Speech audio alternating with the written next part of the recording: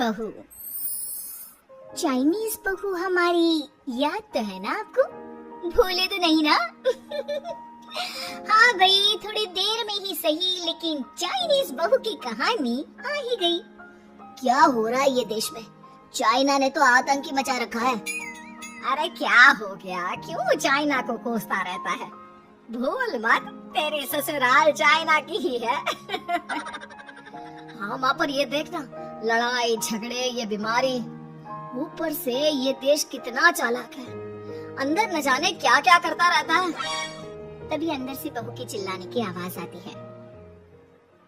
अरे क्या हो गया बहू, क्यों चिल्ला रही है? माँ जी, ये देखिए, ये रूस ने यूक्रेन की हालत क्या कर दी है। ऊपर से चाइना में दोबारा लॉकडाउन लग गया है। माँ जी, अब क्या किया जाए? अरे तो तुम लोगों को क्या परेशानी हो रही है? मैं तो यही नहीं समझ पा रही हूँ। वो क्या है ना माँ, हम लोग चाइना जाने की सोच रहे थे। सांगसू के भाई की शादी है। तो क्या?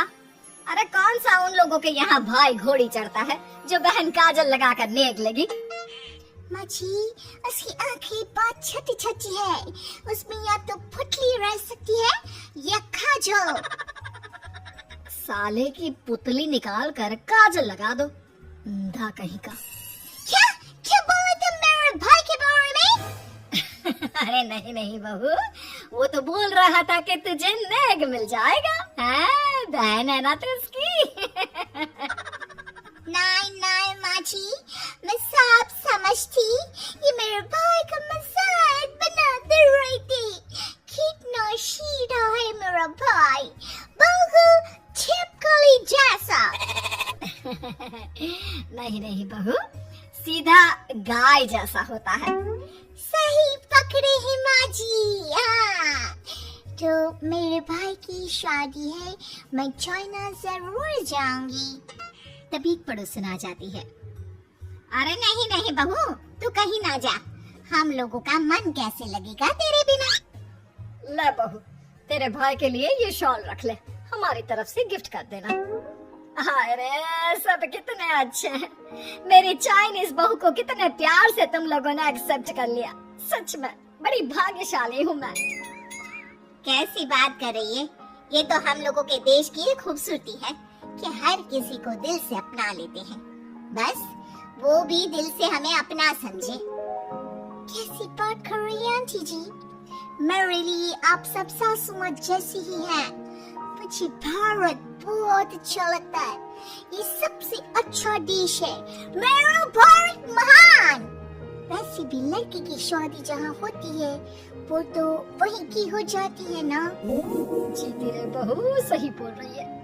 औरत तो होती ही पानी की तरह है, जो जहाँ जैसे रखे वैसी ही शेप ले लेती है। आंटी जी, ये थोड़ा सा ज्यादा हो गया, समझ नहीं आया। नो प्रॉब्लम, मैं चाय बना कर लाती हूँ। फिर क्या, वो दिन भी आ जाता है जब बेटे बहू को चाइना जाना पड़ता है। वहाँ जाकर बहू का भाई कहता है, मेरे दाम आ गए, मेरे दाम आ गए। मैंने सबको बोला कि सब हिंदी में बात करेंगे, नहीं तो बहन नाराज हो जाएगी। थैंक्स बॉय, हिंदी मेरी भाषा है। आप मुझे उसमें बात करना अच्छा लगता है। अपने जीजा जी से मिलो। ओ बहन, तुम अंदर चलो। सभी बहू को अंदर लेकर चले जाते हैं, लेकिन सांगसू का पति, वो तो बेचारा चाइना के ससुराल के आंगन में अकेला खड़ा रहता है। काफी देर तक जब कोई उसे नहीं पूछता तो वो माँ को घर पर फोन करता है। हाँ बेटा, पहुँच गए ना कुशल मंगल? हाँ माँ, लेकिन सांगसू पता नहीं कहाँ है, वो तो अंदर गई है, तब से बाहर आई ही नहीं। अरे कैसे बात कर रहा है? तो तू अंदर चला जा, तू बाहर क्यों है? अरे दामाद है तुम वहाँ का, उन लोगों ने तुझे बिठाया, चाय पानी कुछ नहीं पूछा? नहीं ना माँ। तभी सामने से सांगसू आती है। आप अभी तक तैयार नहीं हुए और ये बैग लेकर क्यों कमरे से बाहर आए? इसे वहीं रख देती। कमरा? कौन सा कमरा? अरे कैसी बात कर रही हो? जब से तुम अंदर गई हो मैं बाहर ही तो खड़ा हूँ। बहू को बहुत हैरानी होती है और गुस्सा भी आता है। तभी उसका भाई और माँ आ जाते हैं। और अंदर खाना लग क्या है? पहले ये बताओ कि मेरे पति को किसी ने खाना या पानी क्यों नहीं पूछा? वो भारत से ससुराल पहली बार आया है, वो भी मेरे कहने पर। उनकी इज्जत क्यों नहीं की? देख बेटी, तूने जबरदस्ती जिद में शादी की थी तो हम लोगों ने कर दी, लेकिन अब तुम ये सोचो, पूरी चाइना में मैं इस इंडियन को अपना दामाद बताऊं? So sorry। हाँ संगसो, और तुम भी चुप रहना, नहीं तो वो लोग मेरी शादी तोड़ देंगे।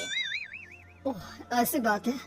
कोई बात नहीं, मैं बाहर होटल में रह लेता हूँ, तुम वही करो जो ये लोग चाहते हैं। कैसी बात कर रहे हो?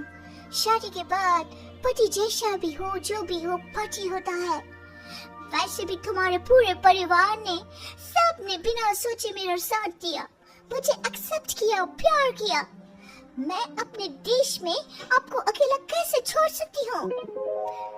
ये हिंदी फिल्म का ड्रामा बंद करो, मैं अब ये बर्दाश्त नहीं करूँगी। चुपचाप अंदर चलो, नहीं तो ये शादी वादी यहीं खत्म करके इसे अकेला ही इंडिया जाना पड़ेगा। कैसी बात कर रही है अम्मा? ये मेरे पति हैं। नहीं था, हम लोगों ने यहाँ वकील को बुला लिया है, जिसके बाद अब तेरा तलाक करा के हम यहाँ के चाइनीज लड़के से तेरी शादी करा देंगे। अरे कैसी बात कर रहे हो? हम तो यहाँ तुम्हारी शादी के लिए आए थे। नहीं, मैं सांसू के बिना नहीं रह सकता हूँ। हाई वोल्टेज ड्रामा होने के बाद से ही सारा माहौल खराब हो जाता है कि तभी एक लड़की आती है। मैंने सारा इंतजाम कर दिया है, सांसू की शादी का मंडप परसों लग जाएगा। तब तक इसके पति को कमरे में बंद कर देते हैं। सभी सांसू के पति का हाथ बांध कर उसे कमरे में बंद कर देते हैं। ये क्या खानगी है? आप लोग मेरे पति के साथ ऐसा नहीं कर सकते हैं।